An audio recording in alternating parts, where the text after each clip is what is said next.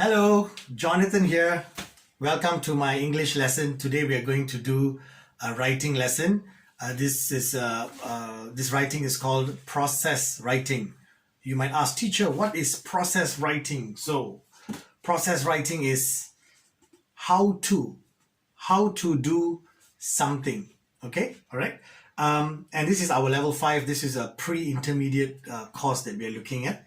All right. One of my students, an older student before, had written a writing sample on this type of writing. The topic she chose was how to lose weight. All right. Everyone wants to lose weight, right? Do you want to lose weight? I do. Okay. All right. Now, when we do process writing, all right, we talk about steps, we talk about tips on how to do it, right? Now, in our level for this writing, we usually have 3 paragraphs that we will write. You can see from this little black magnet, we can see that this is the first paragraph, then you've got the second, and then you've got the third paragraph. We always start a writing with the introduction, which has maybe 3, maybe 4 sentences. Then we have the body paragraph, which is about 5 to 7 or 8 sentences. It's the main part of the writing. And then we have the conclusion. Conclusion is the ending of a paragraph, of an essay. Now, every time we start an essay, we always start with the introduction. We have to introduce the topic, but we don't just immediately start by jumping into the topic, right? We usually go from general to specific, and then we have something called the thesis statement. All right. Now, when we talk about general and specific, if I were to ask, give you an example. Now, for example, if I want to talk to you about my problem, all right, I don't, maybe money problem. For example, I want to borrow money, right? Do I go to your house? I knock your door, knock, knock, knock. I say, and then you open the door. I say, hello, may I borrow some money?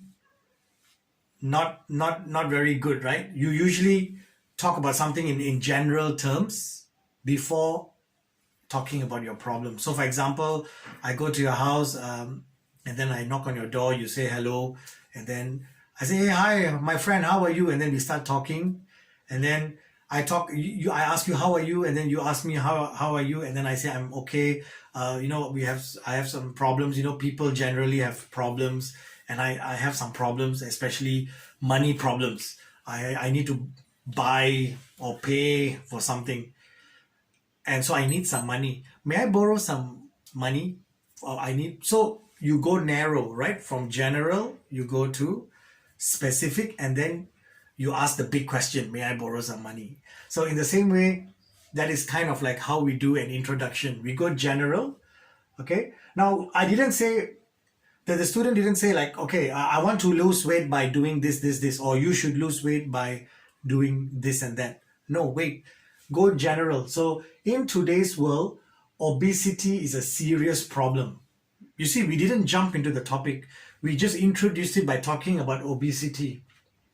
Obesity is like a disease where people gain weight and it's difficult to lose weight. So it is a serious problem, a big problem in the world. It can lead to many problems, diseases. So this student wrote, we should control our weight because it is important to do that. And now this is in red. I hope you can see this. It says, I have 4 weight loss tips that I would like to share. This is the thesis statement. Now, I've already introduced the topic. Now I want to introduce what I am going to write here. So I said 4 weight loss tips. For process writing, we talk about tips, or we can even talk about steps.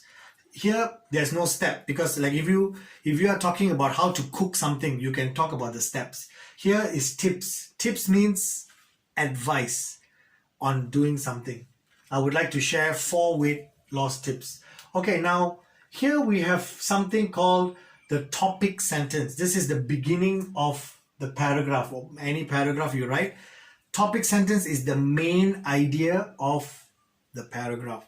Here it says that the student wrote, these 4 tips of weight loss will help you to lose weight if you can follow them closely. All right. Then the student says, first, all right, let me just show you that. There are 4 tips here. So the first one, the student wrote, first, we should eat a good breakfast and eat less at lunch, at dinner. All right. We must eat less food with sugar, not much cream, not much chocolate and sweet desserts. So that's the first tip. All right. You can see that. Second, we need to eat more fruit, vegetables, because they can help us to lose weight. So every time you write your first point, your second point, you can see that the student has written some supporting details. Supporting details means you support your points. So we already have 1 point. We have the second point where fruits and vegetables can help us to lose weight. It is good for our body. Okay, so the student has given some points there. Third one, we should do more sports. So when you are writing something like this, you can put any sports you like. You can talk about the benefits of the sports, such as playing basketball. I know some of my students like basketball. Some of my students love football. Some of them love swimming. So this person wrote 3 things like sports. It is, if possible, it is also good to go to the gym and exercise. Okay, I think I need to follow this advice and to help me lose weight too. Doing various exercises with the equipment at the gym can help us to tone the body. So that's what the student wrote. So 3 steps, 3 tips. Finally is the 4th one. We should sleep more. Do you like to sleep? Many students I know like to sleep on Saturdays and Sundays. They don't like to sleep on the weeknights. I don't know why. They say, teacher, I cannot sleep. I cannot sleep very well, so I sleep at 3 or 4 a.m. I ask them, what do you do? They say they play video games or online games. Okay, I'm like, oh my god. So I give them some advice. I said, if you cannot sleep, maybe you should read a good grammar book. Grammar book can help you to sleep. Okay, finally, we should sleep more. These are scientific tests. There are scientific tests that have shown that getting enough sleep can help us to also lose weight. Okay, so what we have is, you have your introduction and then you have your body. All right, you have your introduction, you have your body. Now your last one would be your conclusion. All right, to sum up.